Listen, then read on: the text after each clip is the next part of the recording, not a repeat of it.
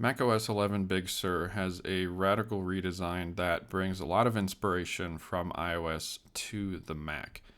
As you can tell down below, a lot of these icons are drastically different than what they have appeared as on previous macOS versions, and they look very similar to the iOS versions, except for a lot of drop shadow that I hope Apple changes because it just looks out of place.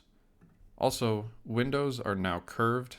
The title bars of the windows that you're currently on are a little bit different looking, but overall the main functionality remains the same. Apple has also redesigned a lot of the utility icons as well and added a lot of color, and they look just a little out of place to me, and I hope they change some of these before the release of the software goes public. System preferences also looks slightly different on macOS 11 Big Sur, but a lot of the functionality still remains the same.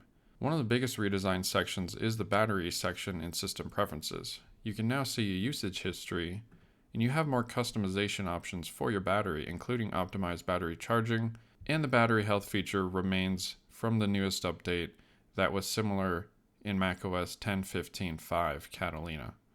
macOS 11 Big Sur also has a new notification center, which allows you to see widgets and different notifications that have appeared on your Mac.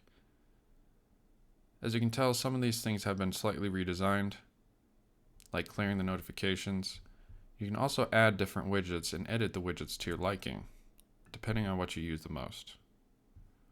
Control Center has also made its way to the Mac, and now you can have quick actions up here, and you can also customize your toolbar a little bit easier if you'd like to add some items to the toolbar itself.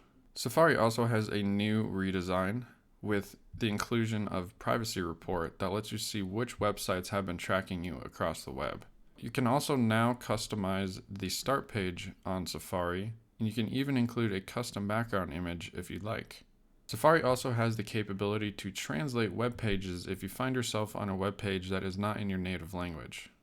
The new tabs in Safari have also gotten better, with the ability to show the icons by default in the tabs themselves, and the option to hover over an icon to get a quick preview of what that tab actually looks like.